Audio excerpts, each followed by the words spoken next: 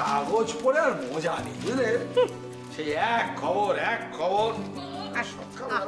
এই সকালবেলা এই বাড়িতেও এক অবস্থা, একটু চা পাওয়া যাবে না? ওগো ওগো, চা কি শেষ নাকি পর্ব উঠে গেছে বাড়ি থেকে?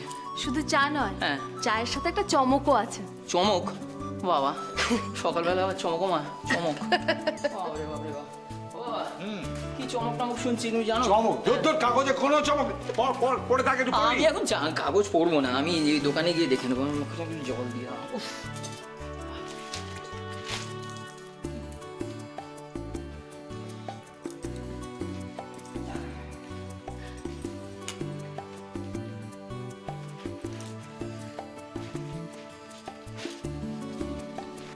বড় মামা বল, কিসব চমক? ওরে বাবা, এই কি চমক রে দেখছি আমি? হ্যাঁ, একটু চমকের উপর চমক। তবে কি ভেবেছিলি? দেখ দেখ, হ্যাঁ আমার নাতনিয়া করে গিন্নি হয়ে গেছে। ওনাকে চা দে। এসো এসো দিদি ভাই এসো। এই তোমার হাতে চা খাবো বলে হাঁক পাক করছে না মনটা? মন প্রাণ জুড়ে গেল রে, তো খাসা চা খাচ্ছিস? মা, তোমার চা কিন্তু এর ধারে কাছে আসে না, একবার যাচ্ছি জেটের হাতে চা। একদম একদম ঠিক কথা বলেছে দাদা। আরে পাঁচন পাঁচন, বুঝলে? এই তোমার এই দিদার হাতে চা মানে চিনি নেই কিছু নেই, জঘন্য। এই হচ্ছে চা, কেমন সুন্দর মিষ্টি দিয়ে। সেই তো শোনো সামনে থেকে।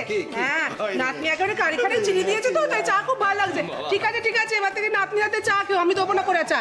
হ্যাঁ হয়ে গেল আজকে। মা, একটা তো দিন, তাও আবার তুমি বাবাকে বকছো?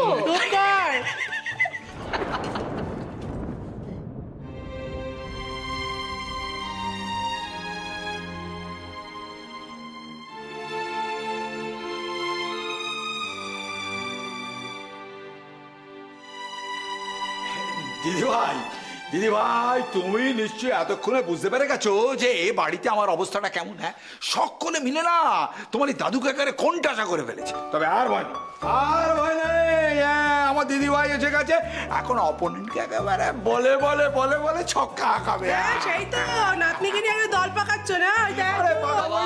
আমি ওর সঙ্গে আছি, আমি তোর সঙ্গে আছি। কিন্তু দল পাকা একটা কথা, চায়ের কৌটো আমি আলমারিতে তালা বন্ধ করে রেখেছি। খুঁজে বার করো, কেউ কিচ্ছু করতে পারবে না, আমার দিদি ভাই রয়েছে, আর কেউ কিচ্ছু করতে পারবে না। প্রত্যেকটা সকালই কেন এরকম সুন্দর হয় না? সবাই কেমন আনন্দে মেতে আছে, হাসছে, ভাবনা নেই, দুঃখ নেই। কি জানি, হয়তো এমনই খুশিতে থাকে ওরা। আমি এসে ওদের কাঁদিয়ে ফেলেছি। কি হয়েছে? এই তো কেমন হাসছিলি, কি হলো এখন? কিচ্ছু হয়নি দিম্মা, তোমাদের সবার থেকে আমার একটা পারমিশন নেওয়ার ছিল। পারমিশন? কিসের কিসের পারমিশন দিদি ভাই? বলতে পারি দাদু ভাই, আগে বলো তোমরা সবাই পারমিশনটা দেবে। ওই দেখ, এ তো তুই একবার সেই ব্ল্যাঙ্ক চেকে সই চাইছিস। হ্যাঁ, তাই না হয় সই করালাম। বোঝো, আগে বলো তোমরা সবাই পারমিশনটা দেবে। আচ্ছা আচ্ছা ঠিক আছে ঠিক আছে, দেবো, নিশ্চয়ই দেবো। আমার দিদি ভাই পারমিশন চাইছি, দেবো না? তুমি শুধু দিদি ভাই একবার মুখ ফুটে বলো যে তুমি কিসের পারমিশন চাও, বাস আবার বলে দেখো। দেখো আমরা পারমিশন দিই কি না দিই। হ্যাঁ বলো বলো। বলি কি ব্যাপার মা, এত লেট করে ফেললে? আসলে আমাকে তো বাড়ি থেকে বেরোনোর আগে হাজার জনকে হাজার রকমের আনসার দিয়ে আসতে হয় না? কোথায় যাচ্ছি, কেন যাচ্ছি, কখন ফিরবো। জাগে, তুমি কেন ডেকেছো আমার? একটা কাজ করতে হবে মা, খুব কঠিন কাজ, কিন্তু এমন ভাবে কাজটা করতে হবে যাতে কাক পক্ষীতেও টের না পা। কিন্তু কিন্তু কি? তোমায় দেখে তো মনে হচ্ছে তুমি কাজটা করতে পারবে না মা। কেমন একটা মিয়ানো মুড়ির মতন লাগছে। কি হয়েছে মা, কি হয়েছে? কই না তো, কিছু হয়নি। মায়ের চলে যাবার কথাটা মামুকে বলবো না? থাক, পরে কখনো। কিছু যে একটা হয়েছে সে তো তোমার চোখ মুখ দেখেই পরিষ্কার বুঝতে পারছি মা। তোমার বয়সটা যে আমি পেরিয়ে এসেছি। যাকে যাক, জেনে নেওয়াটা তো আমার বাঁ হাতের খেলা। লাগলো? তুমি আমায় বলো কি করতে হবে। দিভাইকে শাস্তি দেওয়ার জন্য আমি যে কোনো এক্সটেন্ড করতে যেতে পারি। That's beyond your imagination. বলি মেনকা হতে পারবে মা? মেনকা মিন্স এই কেলো করেছে, তোমাদের জেনারেশনের মেয়েরা তো আবার মেনকা বুঝবে না। আইটেম আইটেম নাম্বার বোঝো? জানতাম বুঝবে। মা তোমাকে একটা জমিয়ে আইটেম নাম্বার করতে হবে। হ্যাঁ দেখো, তোমার জিজু তো এমনিতেই হাফসল খেয়ে দেবদাস হয়ে আছে, আর বাড়ির যা পরিস্থিতি এখন, বাড়ি তো একেবারে শোকসভা। তাই এখন তোমাকে ছুঁচ হয়ে ঢুকতে হবে সবার মনের মধ্যে। শোকের যে খাদ হয়ে রয়েছে তাতে সহানুভূতির পলিমাটি দিয়ে প্রলেপ লাগাতে হবে, আর তাহলেই তোমার জিজু তোমার, আর চ্যাটার্জি বাড়ির রাশটা তোমার হাতে। সব বুঝলাম মামু, সব কিন্তু তাতে তোমার লাভ? সে কি রে, তুই চাকরি করতে যাবি কেন? ঠিক কথা দিদি ভাই, আমরা এতগুলো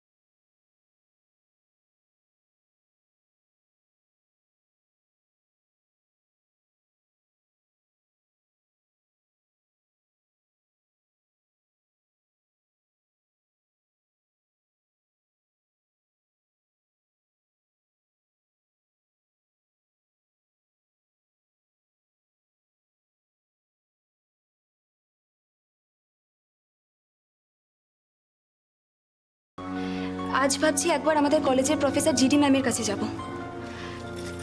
ওনার কাছে প্রচুর কন্ট্যাক্টস। দি ভাই, কি রে তুই এখনো রেডি হসনি? ও তাই ভাবি, হতচ্ছাড়া ছেলে তুমি আছো এর মধ্যে? এসব তলে তলে তোমার বুদ্ধি। আয় খবরদার, দিদিভাইকে খুব সাবধানে নিয়ে যাবে যেন ওর কিচ্ছুটি না হয়। তুমি কিছু চিন্তা করো না ঠাকুর। ও চিন্তা করবো না, সেই তো। যা, তুই যা চাইছিস তাই হবে। নে ঠাকুর প্রণাম কর দেখিন। ঠাকুর ঠিক একটা সুরাহা করবে, তোর একটা ভালো চাকরি হবে, আর অগ্নিও ঠিক তোকে ঘরে ফিরিয়ে নেবে।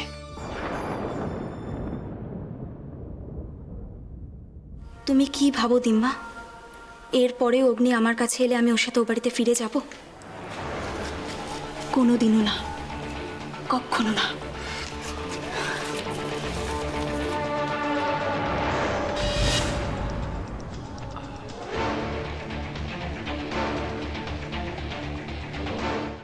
কথা তো হয়েছিল আমার কেসটা তুমি সালটাবে আর তোমার কেসটা আমি সালটাবো। কিন্তু মামু কথার তো কোনো হেরফের হয়নি। কিন্তু একটু বেশি তাড়াহুড়ো হয়ে যাচ্ছে নাকি? এরপর অনেক দেরি হয়ে যাবে মামু। আমি তোমাকে যেটা করতে বলছি তুমি সেটা প্লিজ করবে। তুমি তাড়াতাড়ি করে ডিভোর্স পেপারটা রেডি করে পাঠিয়ে দাও, বাকিটা না হয় আমিই সামলে নেব। না মানে ভাগ্নেকে বুঝিয়ে সুঝিয়ে ডিভোর্স পেপার? আরে বাবা, এদের তুমি জানো না, এরা দড়ি মাছ নাচুই পানি। বাড়ির বউকে গালমন্দ করতে পারে, ঘাট ধাক্কা দিয়ে বের করে দিতে পারে, কিন্তু ডিভোর্সের বেলায় এরা হচ্ছে ছুতো মার। না না, ভাগ্নেকে কি করে বোঝাবো? আরে বাবা মামু, তুমি যদি জিজুকে কনভিন্স করতে না পারো তাহলে করো না, ওকে না জানিয়ে ডিভোর্স পেপারটা পাঠাও।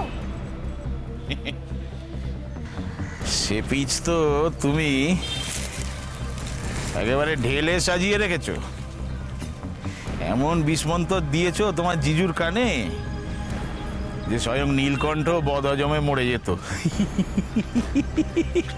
তাহলে আর কি, তুমি বিন্দাস ডিভোর্স পেপারটা রেডি করো। আর তাছাড়া এখন দি ভাইয়ের যা মনের অবস্থা, তাতে একটু ডোজ পড়লেই না সুসুর করে সাইনটা করে দেবো। সে তো দিভাই সুসুর করে সাইনটা করে দেবে, কিন্তু আমার ভাগ্নে অগ্নি, অগ্নি? হ্যাঁ। আই মিন অগ্নি চ্যাটার্জি। সে তো এখন আমার হাতের পুতুল। আমি ওকে যেমন ভাবে নাচাবো ও ঠিক সেমন ভাবে নাচবে। কি বলছো? বশীকরণ টশীকরণ করলে নাকি? হ্যাঁ, ধরে নাও তাই। হ্যাঁ, কিন্তু কি বলো তো, একটু মডার্ন যুগের বশীকরণ। I mean magic, hocus focus. হ্যাঁ রে, পেলি? কি করে পাবো? তখন থেকে ট্রাই করে যাচ্ছিস, নট রিচেবল নট রিচেবল। অনিটা যে কোথায় থাকে না সত্যি। একটু আস্তে কথা বল। কেন? আরে বাবা, দিদি পাশের ঘরে। তো কি হয়েছে? বড় মা পাশের ঘরে, তো আমি আস্তে কথা বলবো কেন? না না, একটা মানুষকে বিনা দোষে বাড়ি থেকে তাড়িয়ে দিল, এখন তুমি বলছো আস্তে কথা বলতে? সত্যি? এই যে শোনো না, তুমি আমাকে একটা কথা বলো তো, তুমিও কি তোমার মন টন সব বিসর্জন দিয়ে ফেলেছো? আরে বাবা, আমরা তো সেই ভুলটাই শোধরাবার চেষ্টা করছি। উফ, হ্যাঁ রে বাবা, রাগারাগি করে চেঁচামেচি করে কোনো লাভ আছে বল? আরে বাবা, তাই তো বলছি, অনেকে সব জানা কাজের কাজ হবে। আরে সেই চেষ্টাই তো করে যাচ্ছি আমি তখন থেকে।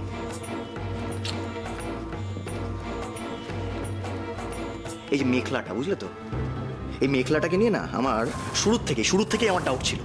সব সময় চেষ্টা করছে কিভাবে একটা গন্ডগোল পাকানো যায়। আর এমন কচি খুকিও কিন্তু সে নয় যে সব না বুঝে করছে। ডাও লাগে না। আমার কি মনে হয় বলো তোমার? হ্যাঁ, এই যে মেখলা সবসময় চেষ্টা করে কি বলো তো, কিভাবে বৌদিকে ট্র্যাপে ফেলা যায়। একদম কি জানি বাবা, কিছুই বুঝি না। সমর্থ মেয়ে, বলা নেই কওয়া নেই, হুটহুট করে দিদির শ্বশুর বাড়িতে চলে আসছে। বলতো ভালো লাগে? হ্যাঁ, দিদির নাকি সব দিকে নজর, এটা দেখতে পায় না? কি না জিজুর সঙ্গে রাত বিরাতে পার্টিতে যাচ্ছে। হ্যাঁ রে বাবা, মেঘলার মা বাবা কিছু বলে না? মা বাবা, ও যেন হা করে বসে আছে মা বাবা কথা শোনার জন্য।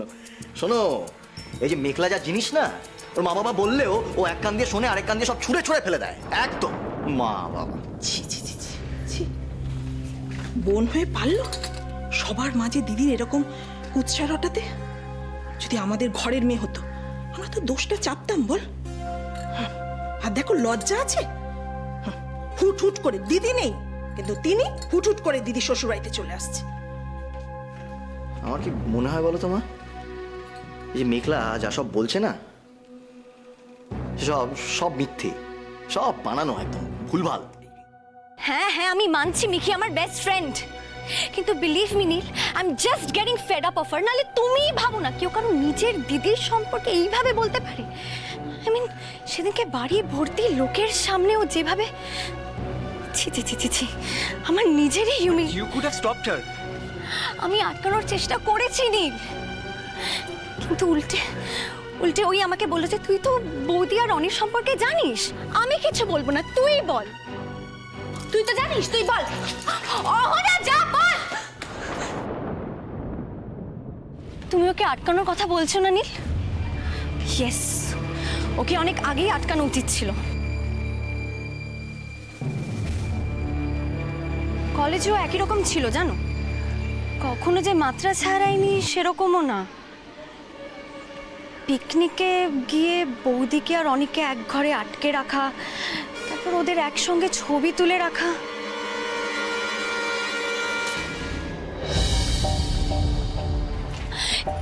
কিন্তু তখন আমি বুঝতে পারিনি ব্যাপারটা এতটা সিরিয়াস হয়ে যাবে। মানে তুমি জানো তো, ওই কাউকে রাগ করে আনন্দ পাওয়া, it was simply just like that. But সিচুয়েশনটা এখন কন্ট্রোলে নেই না। আর আয়ুষি তো বলেই দিয়েছো আর তোমাদের বাড়িতে কখনোই ফিরবে না। বেবিও একটা জব করবে আর একাই থাকবে। না না না না না নীল, এরকম হতে পারে না। আই মিন, মেঘলার কতগুলো মিথ্যে কথার উপর বেস করে বর্দা ভাই আর বৌদি সম্পর্ক নষ্ট হতে দিতে আমরা পারি না। মিথ্যে কথা? আসলে বৌদি আর অনেক খুব ভালো বন্ধু ছিল নীল, বেস্ট ফ্রেন্ডস ইউ নো। মধ্যে কোথাও হয়তো একটা সফট কর্নার ছিল, but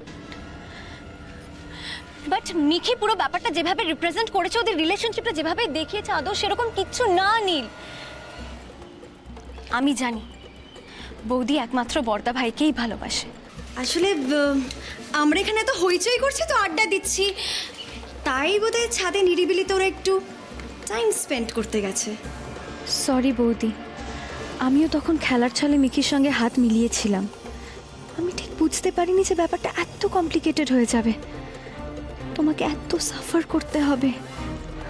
I am really sorry. কি ভাবছো? কিছু না, ওই মিখির কথা ভাবছিলাম। ও যে কি চায়, কেন এরকম করছো? কিছু বুঝতে পারছি না নীল। মিকি, একটা সত্যি করে কথা বলতো, তুই এক্স্যাক্টলি কি চাস? তোর বৌদি হলে কেমন হয়? অনি তো অনির কথা কে বলছে অহনা? অগ্নি, তোর দাদা ভাই। নীল, আমাদের এভাবে হাত পা গুটিয়ে বসে থাকলে চলবে না নীল। বড়দা ভাই আর বৌদির সম্পর্কটা বাঁচানোর জন্য আমাদেরকে কিছু একটা করতে হবে। বাট তোমার ফ্যামিলি? ওরা সব অন্ধ হয়ে গেছে নীল, স্পেশালি বড় মা। আচ্ছা নীল, আমরা এই ব্যাপারে বৌদির সাথে কথা বললে কেমন হয়? সেটা করতে পারলে তো সব থেকে ভালো হয়। চলো, লেটস ট্রাই। কিন্তু বৌদি ছাড়াও এই ব্যাপারে আমায় ইয়েস, অনির হেল্প আমার লাগবেই। আমার অগ্নির কপালে কি আছে কে জানে। দেখি, একবার গুরুমার কাছে ওকে নিয়ে যাব। যদি ধারণের আংটি টাংটি কিছু দেন, কি জানি কি হবে।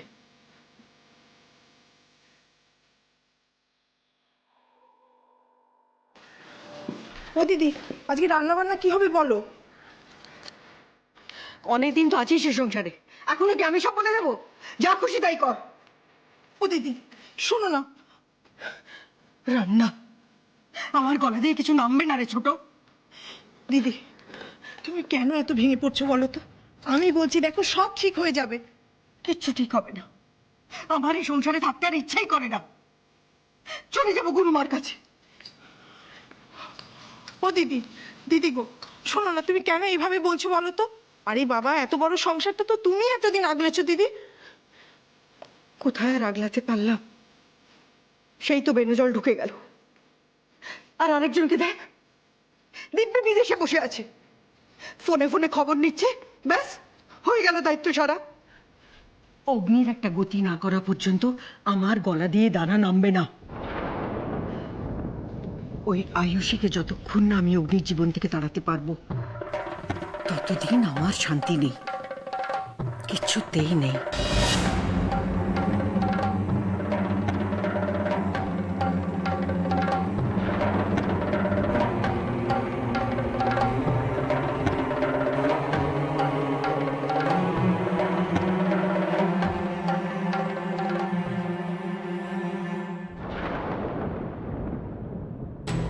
ওই আয়ুষীকে যতক্ষণ না আমি অগ্নির জীবন থেকে তাড়াতে পারবো, ততদিন আমার শান্তি নেই, কিছুতেই নেই।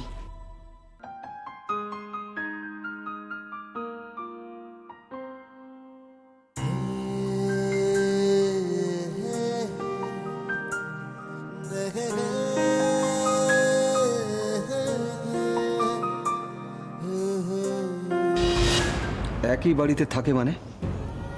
তুমি কার কথা বলছো?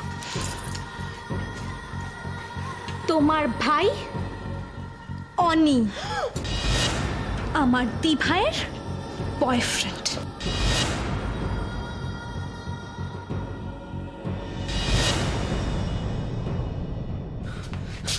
চিট করেছো তুমি আমার সঙ্গে, দিনের পর দিন চিট করেছো আয়ুষী। সব সব মিথ্যে, সব মিথ্যে। নাটক করেছো তুমি আমার সঙ্গে, নাটক। তুমি মিথ্যেবাদী, তুমি মিথ্যেবাদী। তোমাকে আমি কখনো কখনো ক্ষমা করবো না, কখনো না।